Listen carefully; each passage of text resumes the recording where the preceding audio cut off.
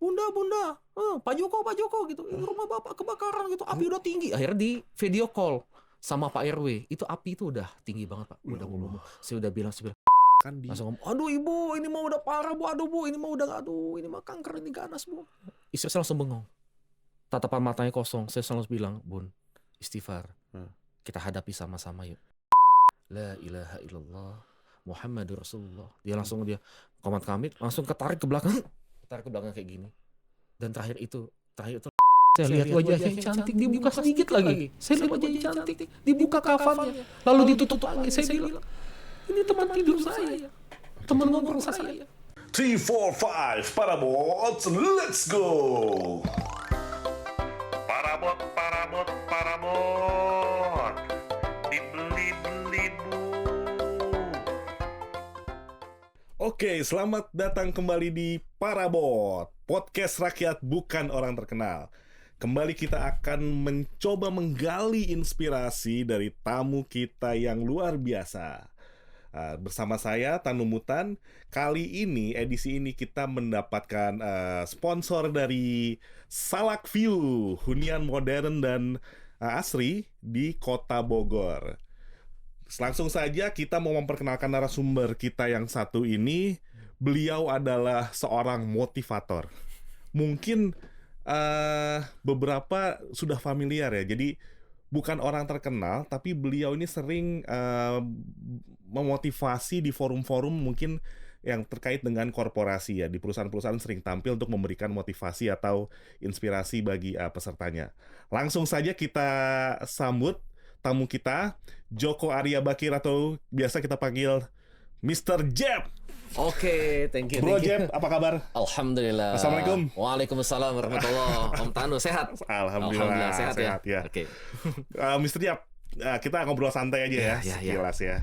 Okay. Kita nih apa selama ini mungkin yang namanya dari motivator itu kita kebanyakan tahunya tuh kalau di forum ya. Forum-forum resmi, kita di acara kantor, di acara gathering, team building atau dulu bahkan pernah ada di TV yang spesial gitu ya. Oh iya, betul. 1 jam 2 jam tentang motivasi. Betul. Nah, ini jarang banget nih kita ketemu untuk sharing langsung berdua gini, ngobrol dan berbagi buat teman-teman di rumah gitu ya, lihat dari YouTube. Ya, mudah-mudahan bermanfaat ya, apapun itu mudah-mudahan bisa berbagi kita. Oke. Mas Bro Jeb, gue boleh manggil gitu ya? Bebas apa aja. Bro Jeb, gue nih coba mau sedikit nih ya sebelum kita. Gue nih tahu lu nih salah satunya ini adalah lu tuh orang yang sebenarnya gue bisa nilai ini sudah melampaui berbagai macam petualangan hidup ya, segala macam suka dan duka. Dan gue lihat ini ada beberapa fase dalam kehidupan lu tuh yang menurut gue sangat memotivasi, sangat menginspirasi ya maksud gue. Ada hal-hal yang mungkin nggak semua orang bisa melalui dan bisa kembali lagi menjadi dirinya sendiri setelah melalui berbagai macam ujian kehidupan gitu ya. Dan juga lika-liku terkait dengan karir dan sebagainya. Nah, kita nih di awal mau ngobrol-ngobrol, nanya nih sebenarnya dari ini ya, dari kehidupan lu mungkin langsung aja pasca kuliah gitu ya. Pasca kuliah. Pasca kuliah ini lu tuh sebenarnya berkarir itu sesuai nggak sih dengan minat lu di kuliah gitu ya? Kuliah lu jurusan apa, terus karir lu nyambung nggak di awal-awal? Iya. Itu di manajemen ya? Di manajemen ekonomi. Ya gimana ya, kalau anak muda yang galau itu kadang-kadang ya udahlah yang penting gue lulus deh, ini jurusan bisa kemana-mana ya kan. Sesimpel itu mikirnya gitu kan, orangnya nggak ribet gitu, mikir simpel banget. Kalau saya lihat banyak sekali orang-orang lain yang betul-betul terencana, mempersiapkan dirinya dengan baik ya. Saya agak beda sih seperti itu.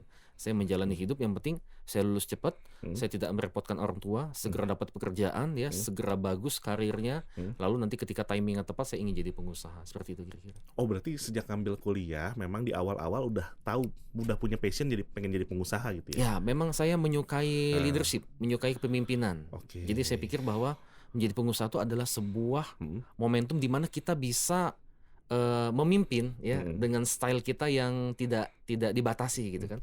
Karena kan kalau kita jadi karyawan saat itu saya juga pikir gitu, kita pasti akan dibatasi. Tetapi tetap menjadi pengusaha harus melalui proses jadi karyawan ya kan. Karena di perusahaan besar adalah tempat kita belajar. Tempat Oke. kita belajar. Ya singkat cerita saya lulus tahun 2004 ya, menikah 2008, ya karir saya dimulai dari seorang frontliner customer service tahun 2004 akhir. Di perusahaan apa itu? Apa banking, Di asuransi, telekomunikasi. Nah, telekomunikasi? jadi memang spesialis saya Oke. telekomunikasi. Karir di sana. Saya termasuk punya karir yang cepat. Artinya apa? Hanya dalam tempo waktu 10 bulan sebagai customer service saya naik jadi team leader. Nggak lama kemudian saya diangkat menjadi training and development specialist, ya kan.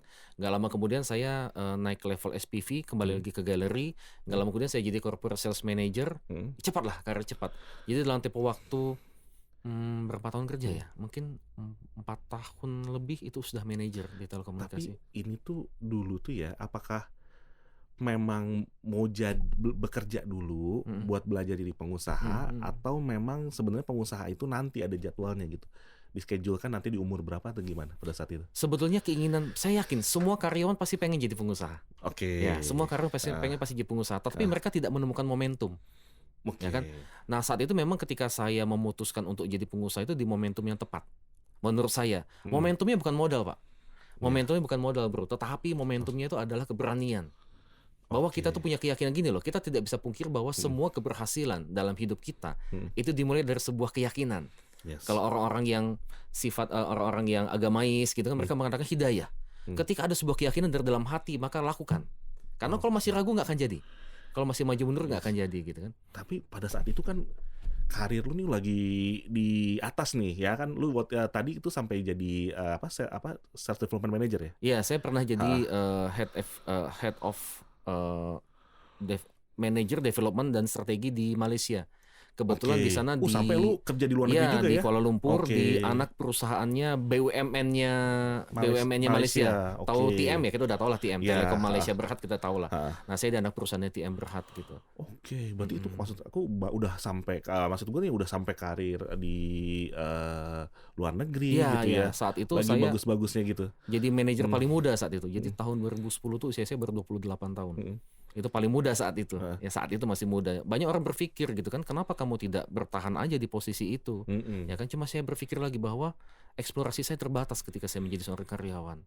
Karena buat saya kesuksesan itu parameternya itu cuma dua sebetulnya, bukan jabatan. Ya, orang bilang kesuksesan di parameter adalah uang, saya setuju. Tetapi uang bukanlah pasangan yang tepat kalau misalkan kita tidak punya waktu untuk menikmatinya. Oke. Jadi kalau Anda mengatakan Anda sukses berarti you have money, you have time. Oke. Tapi masalah waktu juga. Waktu itu, Ya kan? pada saat itu lo ngerasa waktu kurang lah ya. Ya, nggak kurang banget Spending ya kan. buat family juga ya. Betul ya kan. Karena kebanyakan orang gitu kan, dia punya waktu nggak punya uang, ya pengangguran, nggak punya waktu melimpah tapi nggak punya uang buat apa? Nggak bisa ngapa-ngapain ya kan gitu kan. Punya uang tapi nggak punya waktu. Akhirnya begitu. Nah, saya ingin membangun sebuah paradigma yang baik bahwa kalau kita sukses itu harus punya banyak uang dan punya waktu. Ya uang nggak ya arti gini. Kita tidak bisa mengatakan bahwa lo Jeb uang ya kan, lo money oriented. Ya saya juga nggak gitu-gitu amat juga sih. Tetapi lagi-lagi kalau misalkan kita punya uang itu kita bisa membahagiakan banyak orang sebetulnya seperti itu. Ya kan, istilahnya seperti itu. Itu yang pertama. Yang kedua, kalau kita punya banyak waktu sebetulnya bagaimana mengungkapkan cinta kepada orang kita sayang adalah dalam waktu bukan dalam uang. Oke. Hal yang Berarti lu sangat menghargai value of time tadi ya terhadap saya kehidupan. Itu nggak bisa digantikan dengan Betul. materi ya. Betul, Oke. waktu itu luar biasa. Nah dari Malaysia karir lu habis itu masih lanjut karir nggak di Indo? Nah akhirnya Balik ke Indo kan? waktu itu ya kita saya kebetulan memang kantornya kan memang basisnya di Indo, tetapi saya lebih banyak di Malaysia. Bolak-balik sampai akhirnya saya memutuskan untuk saya nggak bisa kayak gini terus. Ya kan, ada satu titik di mana saya merasa bahwa saya harus bisa berdiri di kaki saya sendiri. Ya akhirnya saya melakukan sebuah pekerjaan ya yang orang lain hindari. Ya, orang lain hindari. Dari Malaysia tuh? Dari Malaysia. Oke, Malaysia stop. Kemudian ya kan? saya dulu sempat ya coba untuk usaha kayak pakaian segala macam, tapi nggak jalan lah. Artinya apa? Usaha ini mudah ditiru. Ya.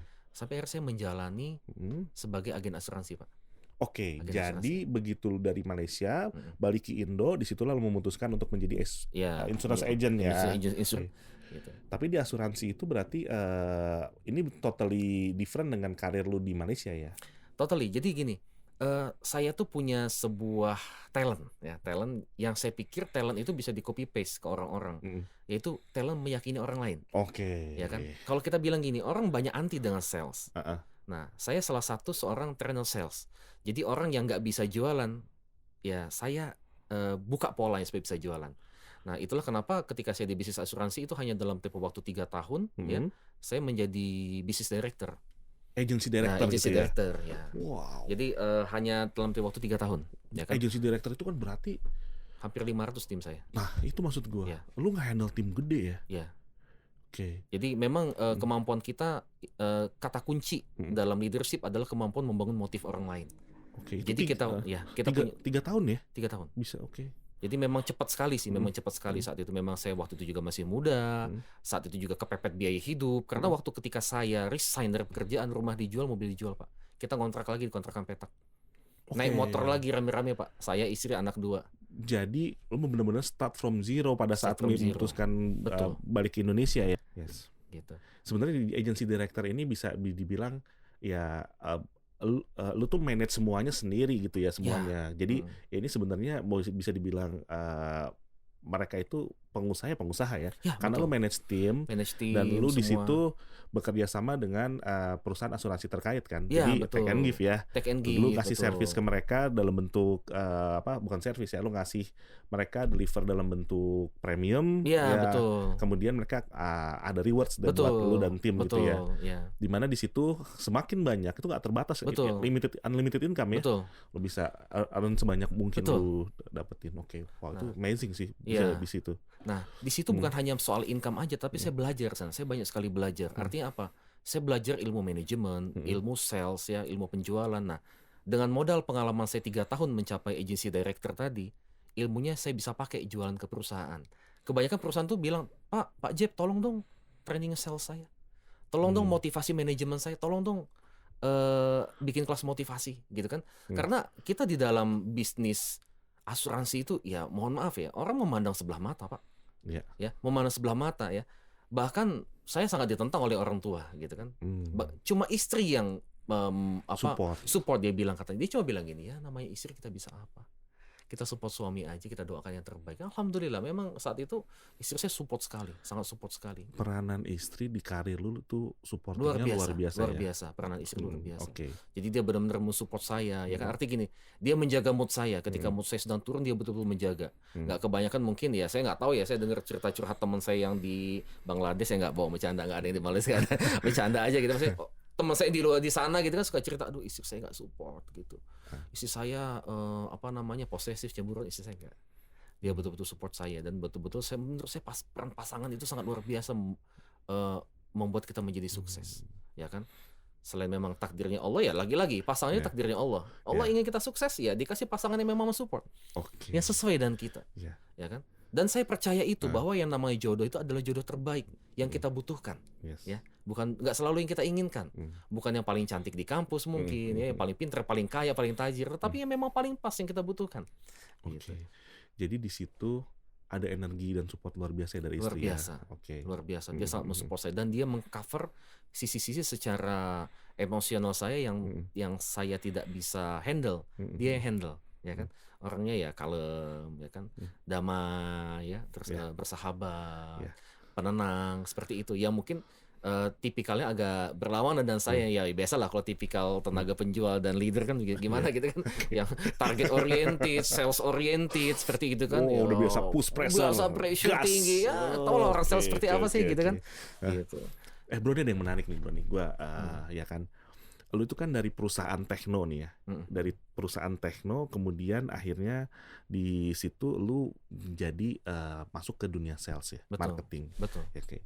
Di dunia sales itu lu cukup sukses, dimana yang gue pahamin nih ya, di industri insurance itu terutama yang posisi seperti agency director itu ya, lu harus benar-benar punya skill ya. Betul. Masalah how to motivate them gitu ya untuk bisa achieve target. Di situ ada kayak peran motivator juga. Ya, betul. Selain masalah sales planning, strategi ya, tapi di situ ada fungsi-fungsi kayak sales motivator gitu kan ya. Gimana cara membuat training bikin mereka tambah pintar gitu ya, Betul. tambah canggih gitu ya. Sebenarnya skill itu yang bikin lu sukses jadi agency director, atau sebenarnya kebalikannya, justru lu mendapatkan skill itu ketika jadi agency director? Oke. Saya percaya namanya bakat. Ya, sejak kecil saya tuh udah mimpin teman-teman saya buat bandel. Contoh misalkan nih, saya ngajak teman-teman saya orang Palembang asli ya kan. Teman-teman saya pulang sekolah saya ajak berenang di Sungai Musi. Ya kan? Itu kan sebuah kebandelan, bukan bandel gimana, itu kan sebuah kebandelan yang membahayakan. Sampai akhirnya saya ingat sekali itu, sampai ingat saya tanggalnya 28 Agustus 1995, teman saya tenggelam di sungai ya, dan nyaris mati. Saya cuma kebayang saya ngomong apa ke ibunya, ke mamahnya. Saya ngajak karena saya pemimpinnya mereka. Tapi selamat kan? Selamat.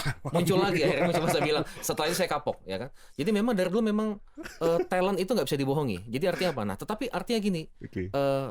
Talent ini diasah dengan proses training dan sebagainya. Yang terpenting adalah kunci dari sukses di dunia sales adalah ketika kita mendapatkan sebuah ilmu, kita bikin sederhana. Karena kebanyakan orang ketika misalkan nih di sales, orang udah rumit, aduh sales itu harus jago ngomong, jago ngecap. Itu salah semua Pak, nggak seperti itu Pak. Sales itu banyak denger Pak, banyak tanya, ya kan? Nggak tahu kan? Nah, kalau mau tahu nanti ya undang saya di perusahaan Anda. Gitu ya. Nanti saya ajar gimana caranya bisa jualan gitu ya kan? Siap. Artinya apa? Sales itu sebuah skill gimana cara kita banyak tanya, ya. Ada sebuah masalah dan kita bisa kasih solusi di masalah itu. Contoh misalkan, kenapa saya mengambil akhirnya menjadi motivator? Karena kalau kita bilang contoh, kita bikin resto misalkan, resto masakan apa misalnya gitu kan, masakan misalkan masakan Palembang misalkan, saya orang Palembang, masakan Palembang. Kan kita memenuhi kebutuhan orang yang suka masakan Palembang, ya kan? Berarti ada masalah di mana ada orang yang ingin masakan Palembang lalu kita kasih solusinya. Tapi pertanyaannya, apakah semua orang suka masakan Palembang? Hanya sedikit sekali orang Palembang yang ada di Kota Bogor misalnya seperti itu ya kan. Berarti saya tidak bisa memberikan solusi ke banyak orang. Tapi bagaimana dengan motivasi? Gini Pak, galau itu mulai orang lahir sampai dia menjelang meninggal itu orang banyak yang galau Pak. Marketnya luas Pak. Market kegalauan di dunia ini sangat luas. Itulah kenapa saya memilih solusi menjadi seorang motivator sebagai seorang coach ya.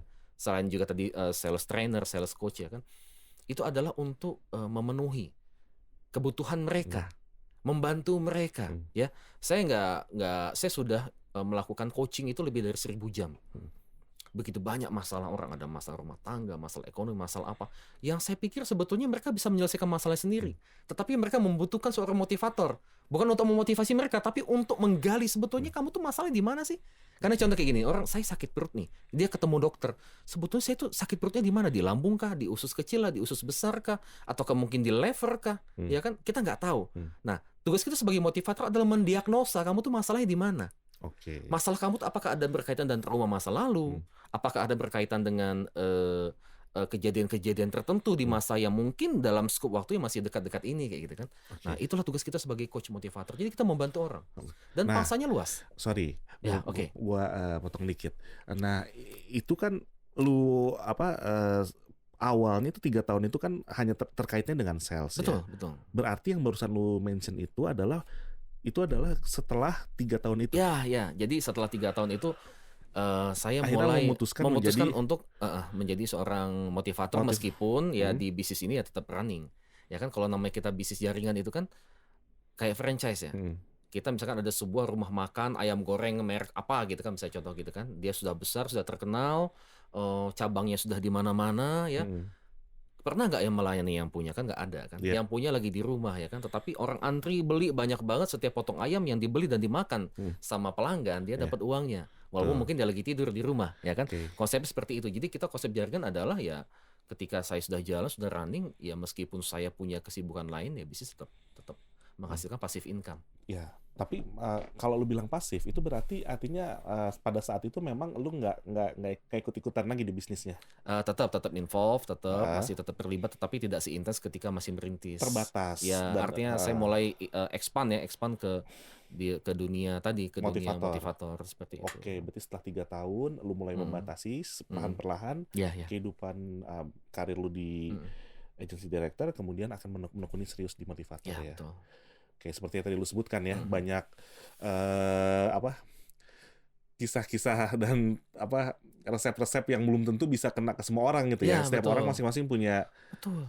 masalahnya masing-masing. Punya masalah masing-masing dan kita perlu Nah. mendiagnosa. Nah, Mm, gue mau nanya nih bro nih, mm. ada pengalaman seru apa nih bro? Lu selama lu jadi motivator nih, lu punya pengalaman ada nggak yang berkesan banget di hati lu?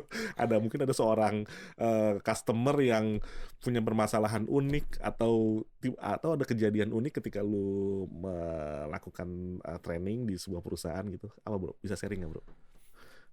Sebenarnya ada yang seru nggak? sebenarnya kalau masalah tuh hampir sama ya, hampir sama ya. Jadi kebanyakan itu paling banyak itu memang masalah itu muncul urusannya sama rumah tangga. Oh gitu. Itu paling banyak sekali. Dan klien saya banyak perempuan.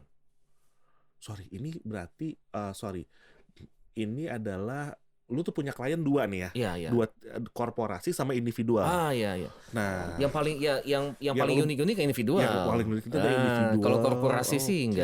nggak gimana-gimana sih ya kan, karena kan dia kan kebanyakan saya BUMN juga ya kan. BUMN kan perusahaannya sudah settle, sudah bagus ya kan. Tapi ini tuh berarti ada unsur-unsur kayak psikologinya Ya, juga coaching, ya. psikologi. Betul ya? Betul. Sorry, jadi kalau misalkan nih gue individual nih, Ya. ketika gue punya problem ya, Ya. misalkan terkait dengan bisnis gue atau gue Ya, pribadi ya, gue, ya. gue datang ke lu sebagai individual untuk minta advice, bisa gitu? Bisa. Oke. Jadi artinya apa? Masalah pribadi secara psikologi sampai dengan masalah talent mereka dalam pekerjaan. Artinya begini Pak, saya paling banyak ketemu gini, orang banyak terinspirasi, misalkan contoh lah kita sebut, gue pengen jadi Bill Gates, gue pengen jadi siapa misalnya Warren Buffett atau siapapun, atau mungkin siapa yang lagi oke banget nih, siapa yang Elon Musk. Elon Musk gitu kan. Oh. Pertanyaannya ya kan, bakat lu bakat dia bukan? Karena kita harus tahu dulu nih, kalau kata Bosman Mardigo katanya, CEO lu CEO apa? CEO kaya lu CEO apa? Oke. Nah, saya menarik nih kayak gini kan. Kenapa?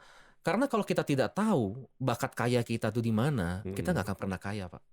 Oke. Artinya gini, ada memang orang-orang yang memang dia seorang yang berbakat di satu bidang, tetapi dia mencoba menekuni bidang lain karena ingin menjadi orang lain. Nah, ketika tugas saya sebagai seorang coach, saya harus menggali dulu nih, kamu tuh bakatnya apa?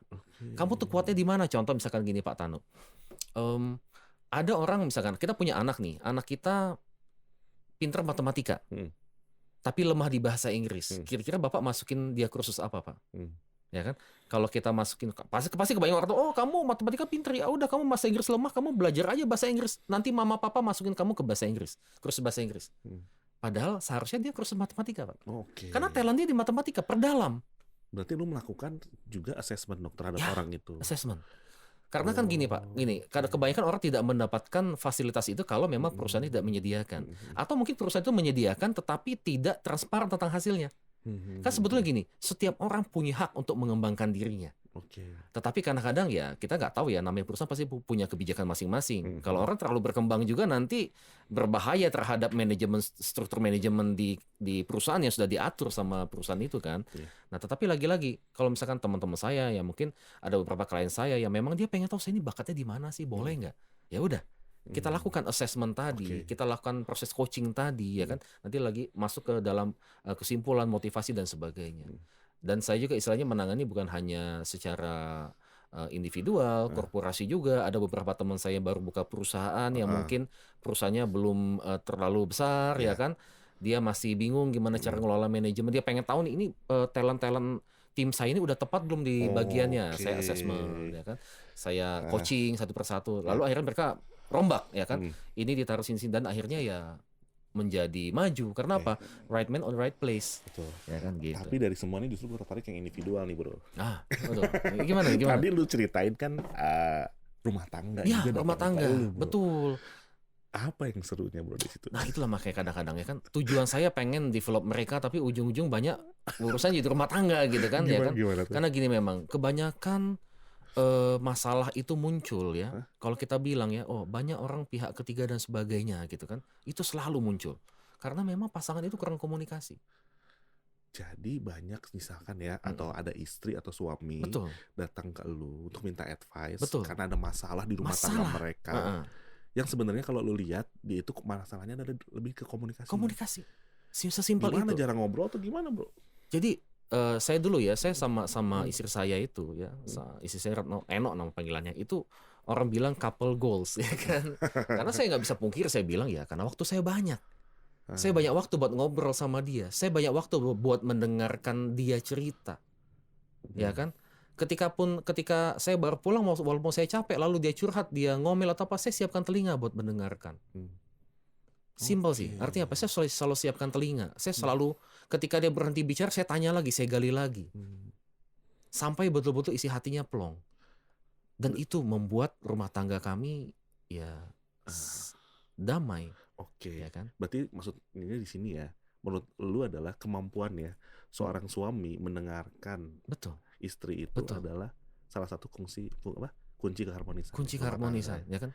Nah, klien-klien lu tadi yang ada masalah dengan komunikasi berarti nggak punya itu.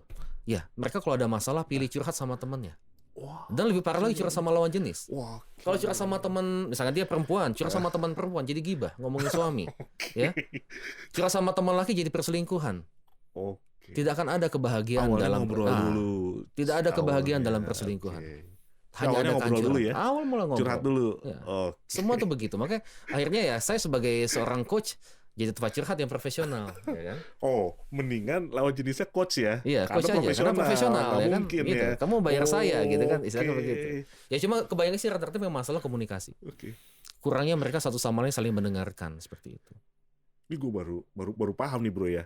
Jadi sebenarnya profesi menarik loh bro menurut gue. Kita membantu orang, Pak. Iya, jadi ada motivator gitu ya, membantu orang bisa menyampaikan keluh kesahnya. Betul.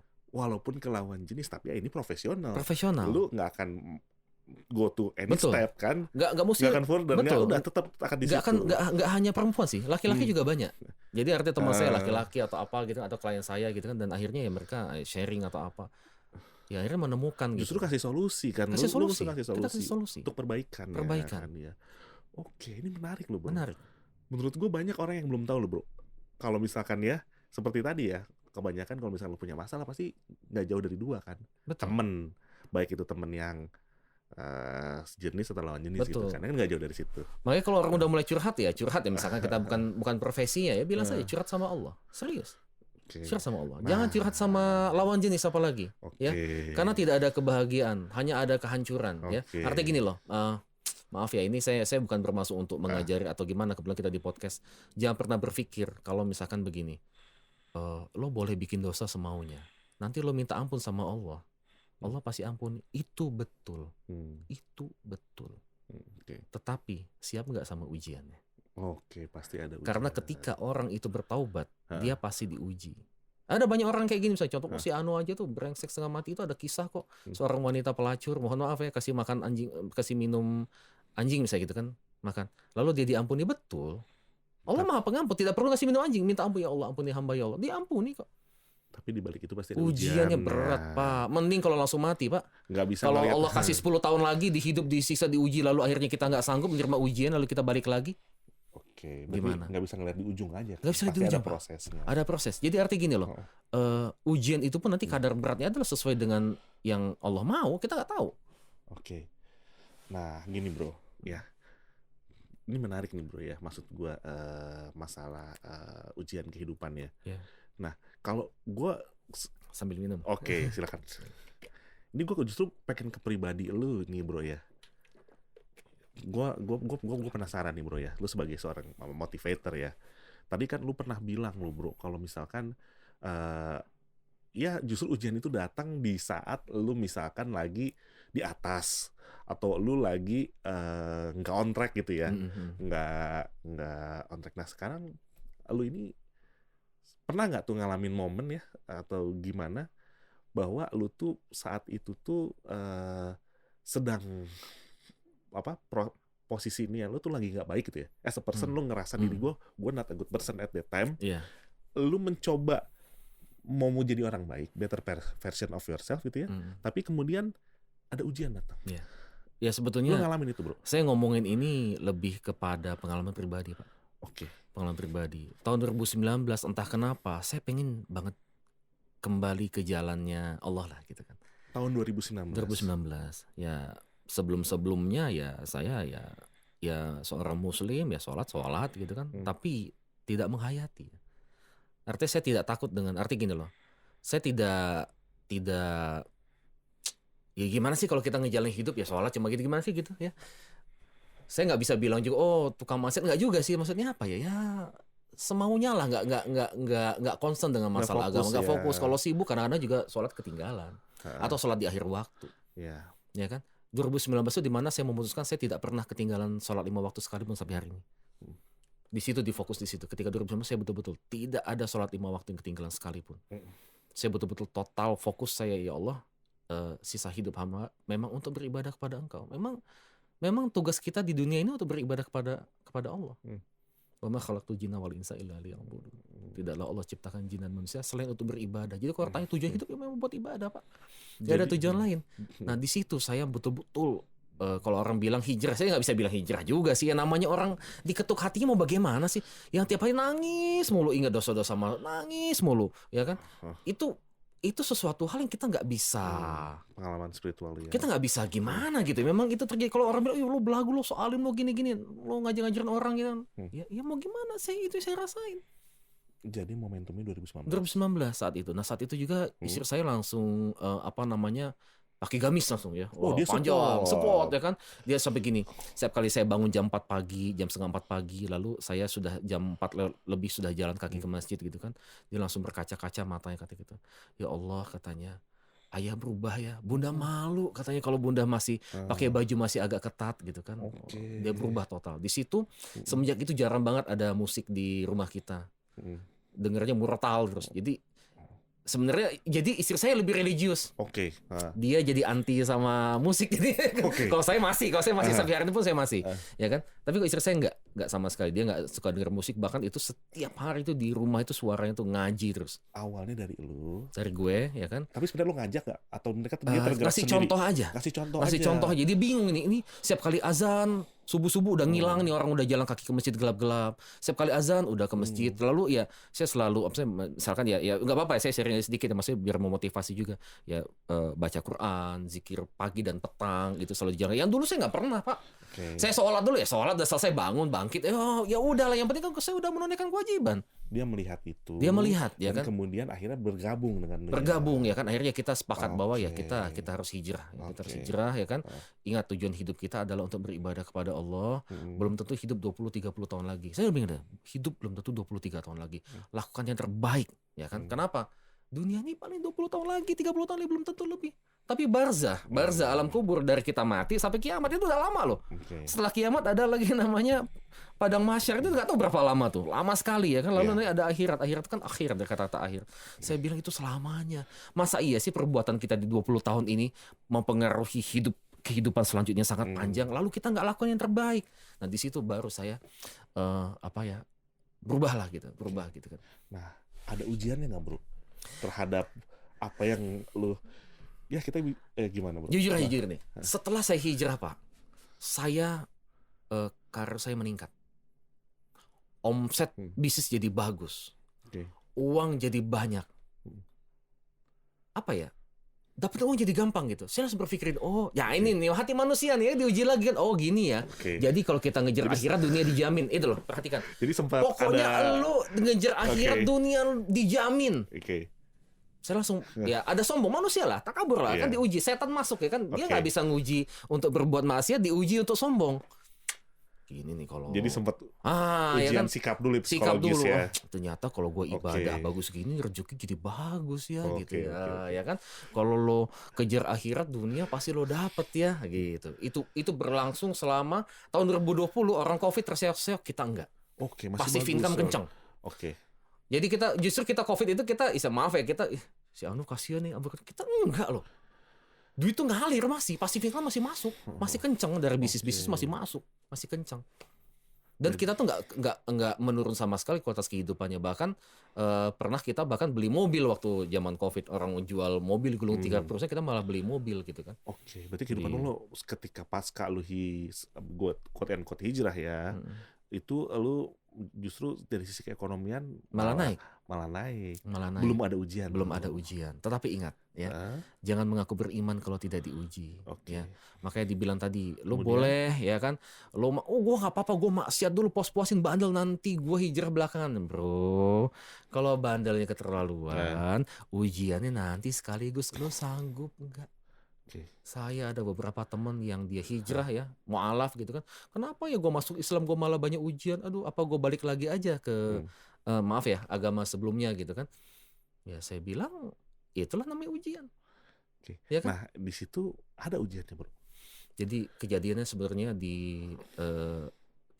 jadi akhir Desember tahun 2021 saya nginep di rumah mertua saya, ya kan. Biasalah kalau saya sebetulnya bukan orang yang menyukai acara-acara tahun baru. Enggak, istri saya juga enggak. Tetapi ngumpul-ngumpulnya sih iya. 2 tahun yang lalu ya? 2 tahun yang lalu. Oke. Jadi memang kita ada acara kumpul-kumpul biasa, bakar-bakar lah kayak gitu ya, mungkin bakar ikan atau apa. Bukan karena tahun barunya sih, tapi kalau buat saya menyikapinya ini untuk silaturahmi lah gitu kan, keluarga senang-senang gitu kan. Saya nggak tahu, saya bilang pada hari Ahad itu ya, hari Sabtu malam saya bilang, Bun, pulang yuk. Ini kan udah tanggal 1 Januari, pulang yuk. Nggak tahu, ayah tuh pengen banget pulang, pengen lihat rumah gitu kan. Resah aja. Ntar aja, namanya di rumah orang tuanya kan masih betah dia kan. Sampai tanggal 2 Januari 2022 gitu kan. Ya tiba-tiba telepon berdering. Banyak miss call, banyak banget. Saya nggak tahu gitu kan. Istri saya lihat kayak kita udah feeling. Apa karena rumah kita kebakaran ya? Belum diangkat, tapi kita udah lihat-lihatan. Apa karena rumah kita kebakaran ya? Masa sih diangkat?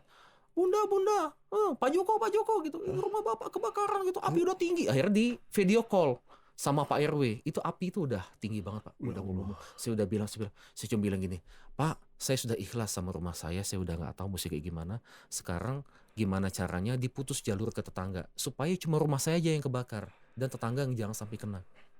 Sorry, itu rumah lo doang yang kebakaran? Rumah gua doang. Jadi sampai orang tuh tanya kayak gini, bro, rumah lo doang? Iya, cuma rumah gua. Ini ujian gua. Ini ujian saya, Pak. Bukan ujian mereka. Saya yang diuji, bukan mereka yang diuji. Tetangga nggak kena sama sekali, Pak. Nggak sama sekali. Rumah lo doang, exactly. 150 meter persegi habis ludes. Rumah lu Bapak tahu itu beberapa unit motor kebakar ya. Bahkan kalau tahu motor Matic, velgnya itu nggak ada, peleknya nggak ada, Pak. Saking panas ya. Panci presto aja penyok hancur panci presto. Panci presto itu buat ngedekep daging ya kan. Itu sampai hancur. Dan itu habis semua harta saya sekejap. Kalau Allah berkehendak habis sekejap. Sorry ya, bro.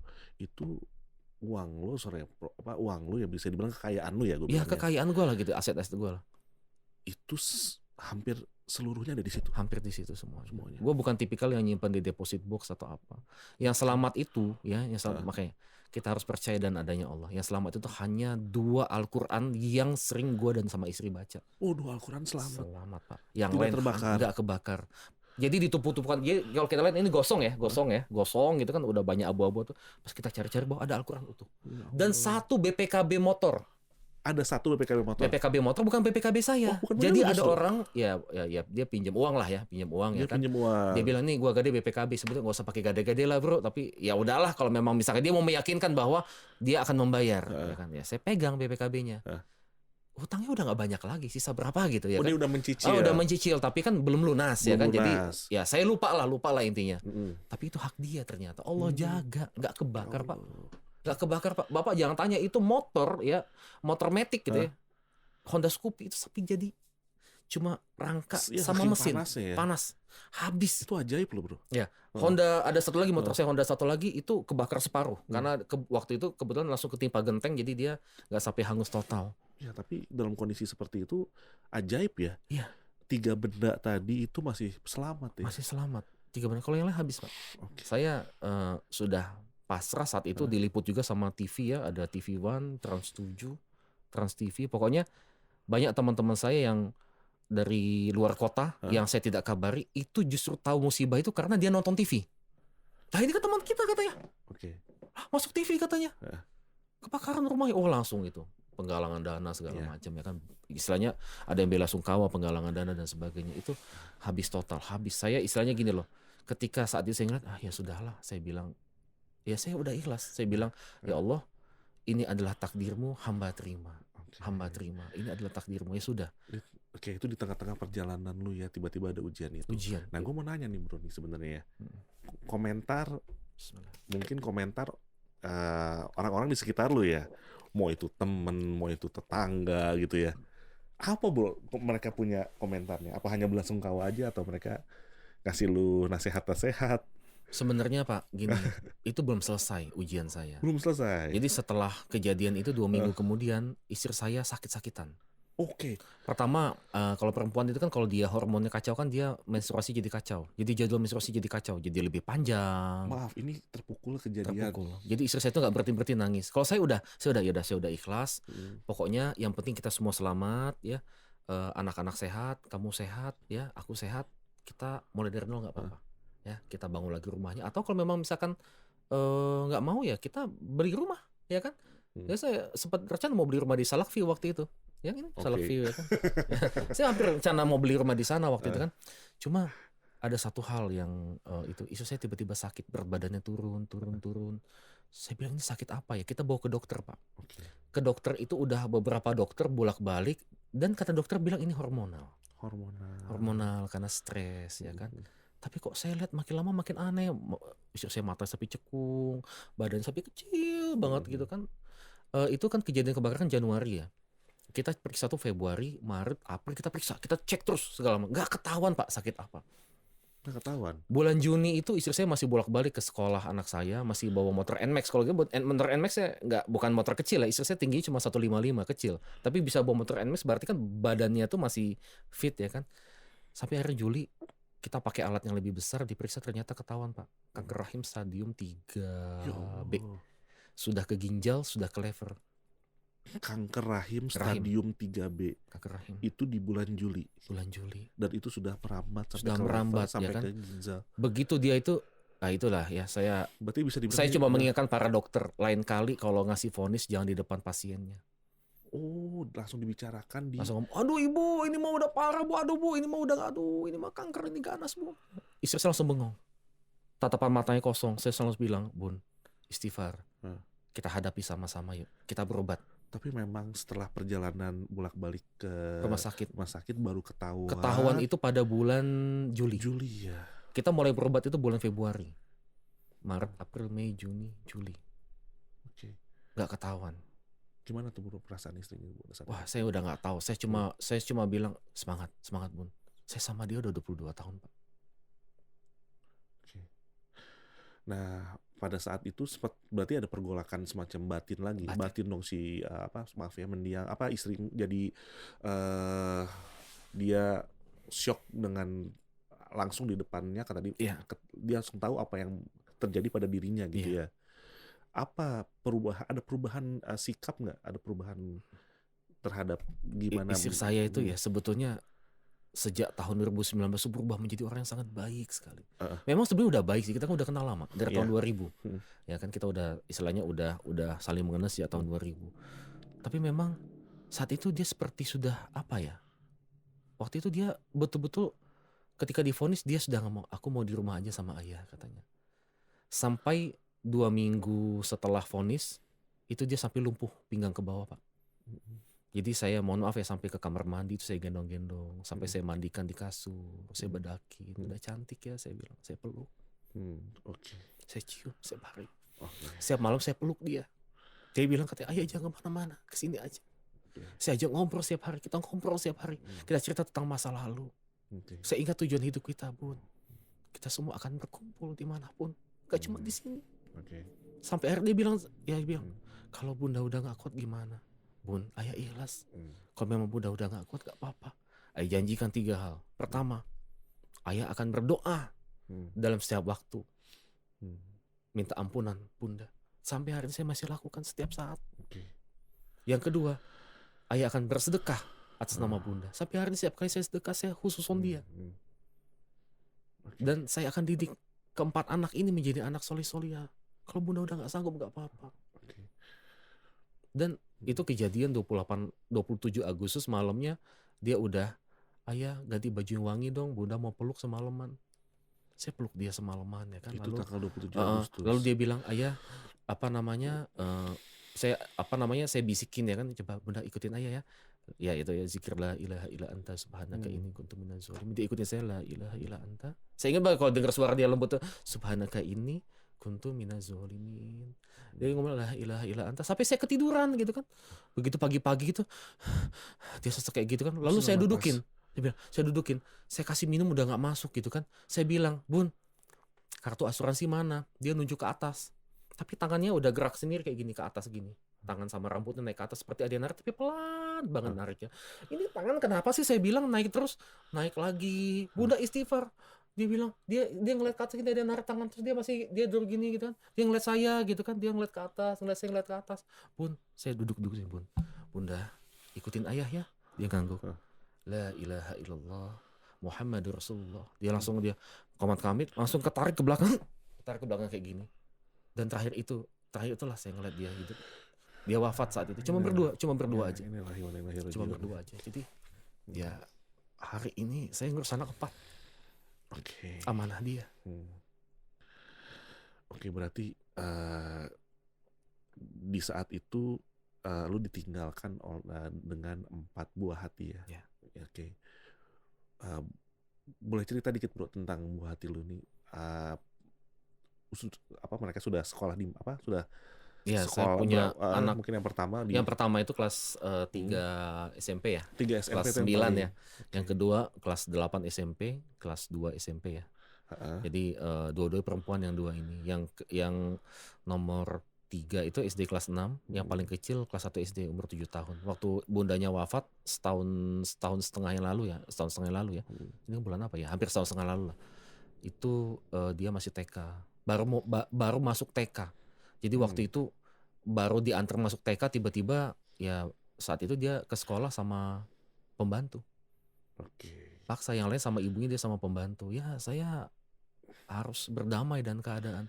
Saat itu ketika istri saya wafat, itu saya sempat jujur. Saya sebagai motivator saya bilang begini, ya Allah, hamba terlalu banyak omong kali ya. Terlalu banyak motivasi orang ya.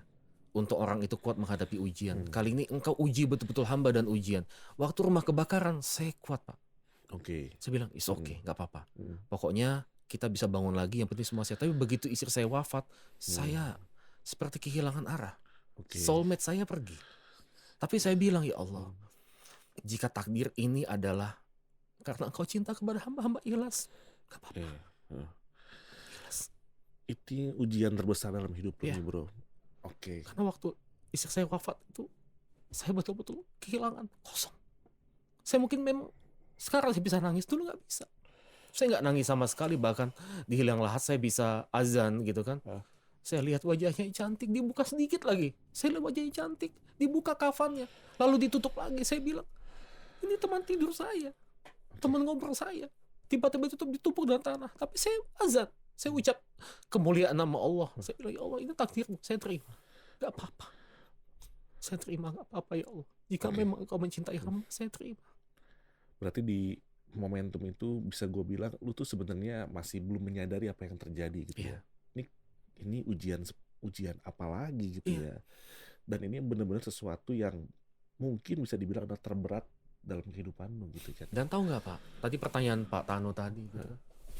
Sampai banyak orang ngomongin, kayaknya lo kena musibah bertubi-tubi karena lo kurang sedekah lah, karena banyak harta lo yang gak berkah lah. Saya bilang, ya Allah, jika memang engkau ambil karena itu, hamba ikhlas. Saya bilang sama orang-orang ngomong ke teman saya bilang gini, bro, saya sudah banyak yang Allah ambil. Kalau memang misalkan di luar sana ingin menggibah saya, membicarakan saya ikhlas, gak apa-apa. Bersenang-senang lah, gak apa-apa. Saya sudah ikhlas, saya terima. Ya, bahkan ada yang pakai data lagi. Saya yakin 65-75% orang ya melihat lo tuh kena musibah ini karena dosa-dosa lo, kalau harta lo nggak berkah. Tapi gitu. Saya bilang itu di saat lo terkena musibah bisa-bisanya. Tapi saya nggak marah. Itu. Saya ikhlas ya Allah. Jika memang omongan orang ini adalah ujian bagi hamba ikhlas ya Allah. Ini adalah takdirmu. Dia ngomong seperti ini adalah takdirmu ya Allah. Ada orang ngomongin hamba, apa-apa takdirmu. Saya sampai dalam tahap sepenerimaan seperti itu Pak. Saya betul-betul sudah terima bahwa dunia ini sebentar Pak, nggak lama, paling 20-30 tahun lagi. Yang harus kita lakukan adalah yang terbaik. Ya, Nah, begini bro, dengan kepedihan yang dalam ya, menurut yang gua barusan lihat ya dari lu ya, lu punya kepedihan yang amat sangat dalam gitu ya. Ya, gue sih mungkin semua orang, mungkin banyak ya motivator ya di Indonesia atau di dunia ini ya. Yang nggak banyak itu mereka sendiri memberikan motivasi kepada orang lain, tapi sebenarnya ketika orang terpuruk mereka memberikan motivasi, tapi mereka belum mengalami kejadian yang ya orang bilang kan cocok jago bisanya ngomong aja doang cocote si ini gitu. Nah sekarang at the moment gitu ya, lu tuh mengalamin gitu ya, mengalamin dan lu merasakan sendiri bahwa nggak mudah ya. Mungkin kita memotivate orang tidak semudah keadaan memotivate diri lu sendiri gitu kan. Nah, lu menjalani profesi lu gimana tuh bro dalam keadaan galau seperti itu batin lu? Jadi awal mula itu ya, ketika istri saya wafat, saya kan takziah berdatangan. Salah satu teman saya dokter datang dan salah satu teman saya memang kita satu profesi sebagai coach datang. Dia cuma bilang gini. Yang dokter bilang gini, "Bro, kayak gue lebih khawatir sama kesehatan lo dibanding anak-anak lo." Itu komen dia. Yang kedua teman saya yang coach dia bilang gini, "Bro, gue ngeliat anak-anak lo baik-baik aja. Gue khawatir sama lo," katanya. Karena saya nggak nangis sama sekali waktu itu, tapi saya bengong kayak orang bengong gitu. Jadi banyak memori-memori saya yang hilang setelah istri saya wafat. Jadi memang susah ya, karena apa ya, saya nggak bisa merilis emosi itu, nggak bisa saya rilis. Kalau saya bisa nangis beraung-raung gitu kan, saya nggak bisa rilis gitu. Banyak memori saya yang hilang gitu yang pertama. Yang kedua, setelah itu saya tuh seperti kayak orang mau mati. Jadi sesak napas, di dada ini seperti ada batu berat. Terus pinggang kiri saya itu seperti bengkak. Dan kaki kanan saya membengkak besar. Jadi mungkin karena saya stres, sedihnya mendalam, jadi kayak ginjal saya terganggu. Sehingga kalau kita bilang tidak bisa memproses pembuangan racun dengan maksimal, sehingga kaki saya bengkak. Saya benar tuh, saya nggak bisa bangun, saya banyak bengong, saya terus terbayang-bayang gitu kan. Dan dengan almarhumah ya, saya cuma bilang gini, "Bun, mungkin sebentar lagi kita ketemu, mungkin sebentar lagi kita ketemu." Tapi bayangan saya ya, saya ini kan laki-laki, ditinggal sama istri. Bayangan saya tuh ngurus 4 anak bakal banyak bantuan. Enggak loh. I'm alone. Sendiri. Membesarkan mereka ya. Sendiri Pak. Jangan bayangkan ada nanti siapa yang datang bantuin saya ngurus anak. Enggak ada. Sendiri. Ini anak kita, bukan anak orang. Mereka punya anaknya, mereka punya pasangannya, mereka punya kehidupannya, mereka pun lagi struggle, lagi berjuang dengan kehidupannya. Kita pun harus berjuang. Saya pikir saya sedang pincang-pincang, saya bangun, saya cari baju olahraga saya minum air putih yang banyak. Saya mulai bilang saya harus sehat. Saya mulai lari, setiap hari saya lari. Saya mulai berlakukan push up setiap hari minimal 100 kali. Saya mulai menjaga pola makan sehat. Saya bilang saya harus hidup. Ya, saya harus hidup karena amanah Allah terhadap anak-anak saya. Ini anak-anak saya ini amanah. Saya harus hidup buat anak-anak saya. Di situ saya berubah Pak. Makanya kalau orang bilang, Jeb, lo lama nggak ketemu, makin atletis aja lo.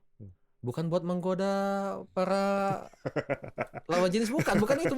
Saya harus hidup.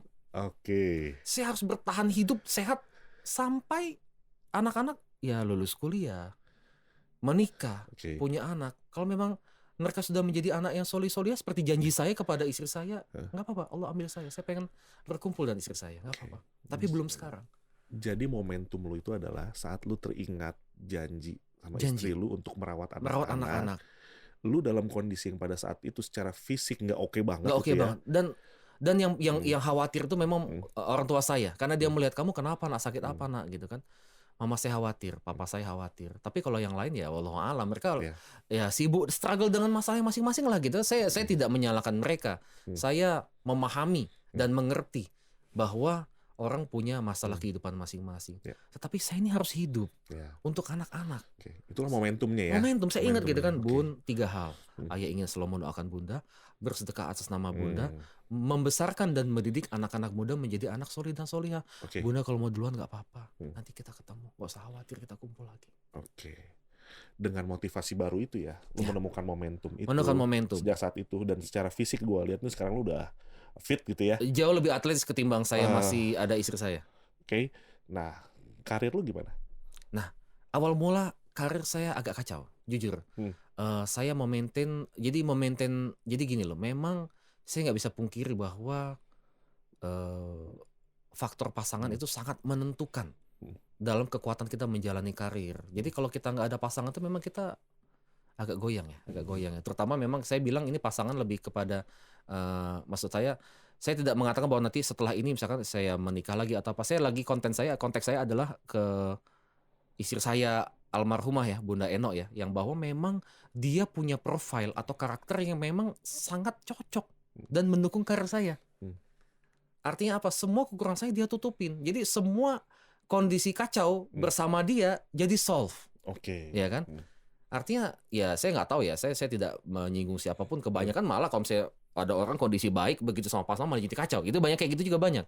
Karena tidak sepaham, karena tidak saling mengerti, sama-sama bertarung dan egonya masing-masing kan. Ya seperti itu kira-kira. Nah, tapi ya memang saat ini saya udah menemukan polanya. Artinya gini loh, ternyata enak juga ya, happy juga ya. Artinya apa? Dalam beberapa hal ya saya bisa memanage diri saya sendiri, bisa memacu diri saya buat berkembang. Terlebih kepada motivasi sih. Jadi kenapa orang itu tidak mengeluarkan kemampuannya secara maksimal? Karena dia tidak dalam posisi survival mode. Artinya gini loh, kita punya potensi 100. Kebanyakan kita cuma ngeluarin 20-30. Karena kita merasa nyaman.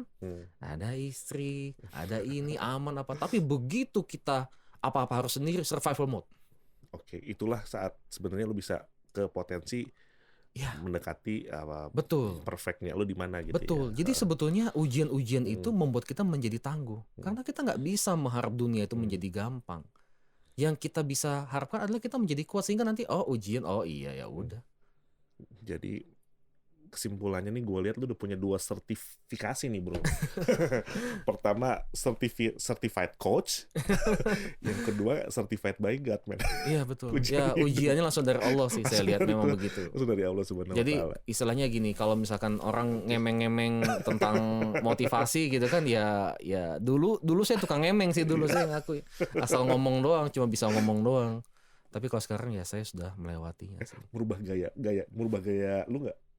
Sebelumnya nih ya, lu sebelumnya memotivasi orang dengan modal ngemeng nih. Ya, seolah-olah lu ada di posisi mereka yang lagi diuji.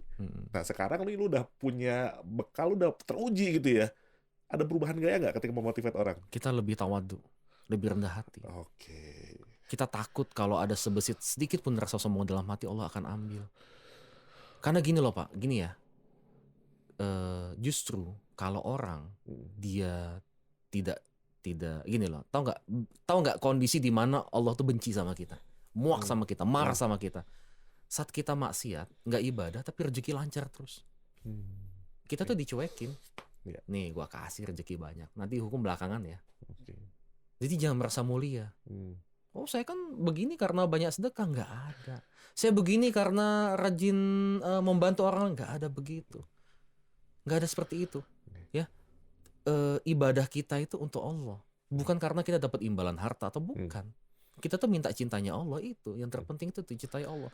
Kalau Allah cinta sama kita apapun bentuknya, ya itu terserah Allah. Tetapi kita boleh meminta, ya Allah, jangan diuji lagi ya Allah, boleh ya. Maunya yang begini-begini boleh kan, boleh doa, bebas doa. Tapi jangan sampai kita sombong mengatakan bahwa gue gini karena dimulaikan Allah. Enggak begitu. Justru kalau kita misalkan nih contoh, kita tinggalkan ibadah seenaknya, maksiat semaunya. Lalu harta kita lancar, pekerjaan kita lancar, semuanya baik-baik aja. Ingat, jangan-jangan kita istiroj, jangan-jangan kita memang dibiarkan untuk terus melakukan maksiat supaya terlena, supaya mati. Berapa banyak orang koruptor gitu kan, yang hartanya banyak dari hasil nyatut uang rakyat, tiba-tiba kecelakaan mobil di jalan meninggal. Apa sempat dia bertobat? Nggak sempat. Itu ngeri banget nih kayak gitu. Atau lagi asik-asiknya menikmati harta haram, tiba-tiba serangan jantung. Coba. Pertanyaannya, barzah itu lama, nunggu kiamat. Akhirat itu lama, nggak tahu apa ujungnya. Ya kan? Kualitas seperti apa yang kita mau di kehidupan nanti yang abadi gitu. Nah, ini terakhir nih bro nih. Ini paling penting nih menurut gue ya. Jadi kepada mereka semua yang lagi diuji nih bro ya. Ketika tadi lu kan sempat mengalami ya. Ketika lu 2019 mencoba menjadi pribadi yang lebih baik, saat itu kehidupan lancar-lancar aja, bahkan semakin baik. Tapi lu ada ngalamin ujian-ujian yang menurut gue tuh sangat sangat amat berat ya. Nggak semua orang bisa lah. Apalagi bisa bangkit lagi gitu ya. Nggak semua orang bisa bangkit lagi. Gue minta lu ngasih inspirasi nih bro, buat mungkin orang-orang yang sedang ngalamin tekanan batin, musibah yang amat sangat berat ya. Apalagi nih zaman nih sekarang nih udah gimana ya, kalau gue lihat orang itu tingkat kayak bunuh diri itu banyak tinggi loh bro. Ya orang depresi aja, bahkan dibully bunuh diri gitu ya. Maaf ya, itu gue udah ngelihat di banyak di media gitu ya. Kemudian orang stres gitu ya, bunuh diri ya, sampai gimana lah, banyak orang yang diuji itu nggak sanggup nih bro. Tekanan ujian itu emang berat banget ya.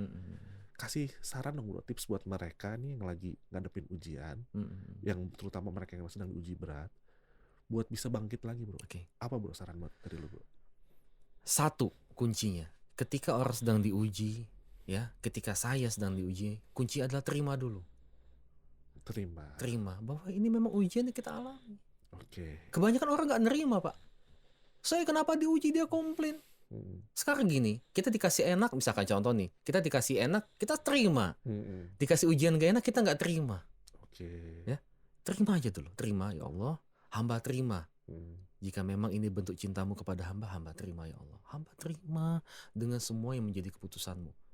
Jadi kalau misalnya lihat orang, ih gila lo Jeb, lo udah diuji kayak gitu, misalkan ya, mungkin orang lo masih fresh aja gitu kan, ya muka fresh juga bukan berarti nggak diuji pak, ya kan?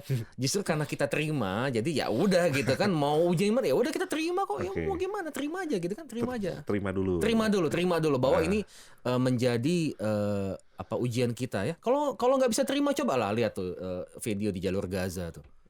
Orang rumahnya hancur, ibunya mati, anaknya mati, istrinya mati. Lalu dia bilang, Alhamdulillah ala kulli hal. Segala puji bagi Allah dalam setiap keadaan. Alhamdulillah, Alhamdulillah ya Allah. Begitu dia ngomong. Lah kita baru diuji sedikit aja. Ada lah maksudnya, terima dulu, banyak ujian yang bahkan lebih berat dari kita gitu ya. Banyak pak. Pertama terima dulu. Lihat orang yang diuji lebih banyak. Apa berikutnya bro? Pertama terima, yang kedua bersyukur pak. Bersyukur, menghitung berapa banyak nikmat yang Allah kasih ke kita. Banyak orang bangun pagi pak, dia nggak bisa jalan kaki ke kamar mandi sendiri. Badannya lumpuh separuh. Ya, saya punya kenalan ya, dia punya gaji hampir 3 digit, artinya di atas 100 juta setiap bulan. Ya, tapi mohon maaf, makan di semangkuk ini pak.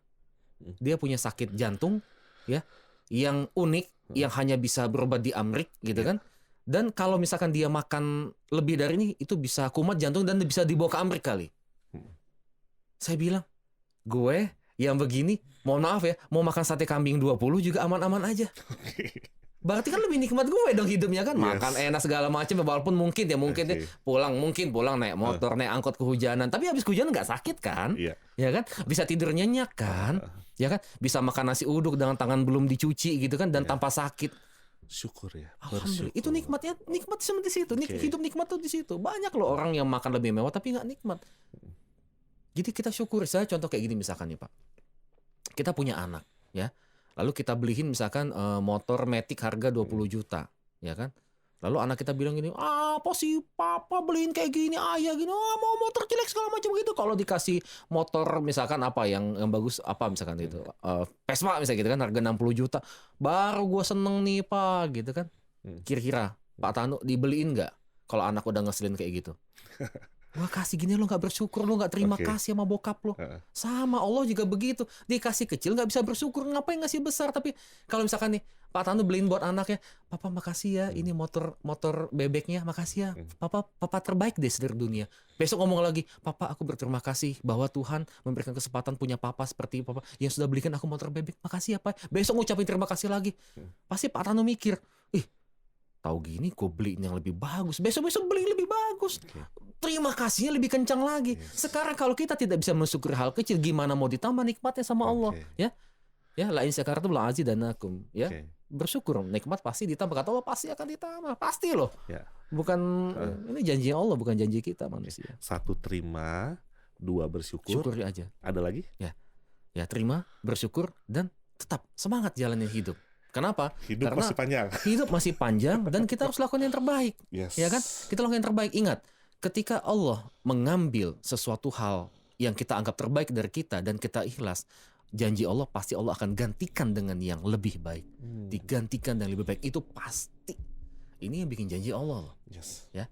Kapan kita digantikan lebih baik? Saat kita ikhlas. Ya. Saat kita nerima, ya. Saya jujur, sampai hari ini saya ikhlas. Sedih-sedih mah masih lah, wajar lah. 22 tahun dan orang yang sama. Kalau nggak sedih aneh gitu, lo gila gitu kan. Tapi kalau misalkan kita ikhlas, saya ikhlas, saya terima ya kan. Toh nanti kita juga ketemu lagi kok nanti. Ada waktunya. Oke. Ya. Terima aja. Terima karena aja. Bisa jadi ya di luar sana banyak cobaan yang lebih Pasti, berat. Pak. Pasti. Bersyukur. Syukuri hal-hal kecil. Terima kasih. Karena kita terima ujian tapi kita lupa bersyukur bahwa nikmatnya tuh lebih banyak. Lebih banyak. Dan jalanin aja hidup dengan optimis karena sudah ada Allah yang ngasih akan dijanjikan lebih baik. Pasti. menjanjikan kehidupan kita yang Pasti lebih lebih baik baik. selama kita di jalan yang baik ya. Iya, betul. Oke, itu luar biasa banget ya pelajaran-pelajaran hidup dari lu ya. Maksud gua nggak semua orang lah, semua orang mungkin bisa hidup nanjak gitu ya, nanjak aja tanpa ada turbulensi ya. Iya, Sementara ada orang-orang seperti Mas Jeb ini yang turbulensinya luar biasa, tapi tetap aja hidup harus nanjak terus ya ke Iya. atas ya. Oke, mungkin terima kasih banyak nih Sama-sama, sekali lagi Mas Joko Mas ya Tanu, atas kehadirannya dan memberikan inspirasi buat Sama-sama. sobat Paraboters. Oke, jadi mungkin nanti kalau mungkin ada yang berminat juga ya mau menghubungi Mas Jeb, bisa juga nanti saya akan kasih di link di YouTube ya. Iya, boleh. Oke. Terima kasih. Baik itu korporasi maupun mungkin personal, individual. Boleh. Ya, pingin belajar atau pingin boleh sharing-sharing. advice ya, Iya, jadi iya. kliennya Mas Jeb bisa ya, oke ya. Iya. Oke. Mungkin gitu aja dari session dari kita. Sampai ketemu lagi mungkin kepada para boters di episode berikutnya. Dan episode kali ini kita disponsori oleh Salak View, hunian modern dan asri di Kota Bogor, Jawa Barat. Kunjungi website salakview.com untuk mengetahui lebih lanjut. Oke? Sampai ketemu para bots. Salam. Thank you Mas Joko. Terima kasih Mas Tanu. Sukses. Iya.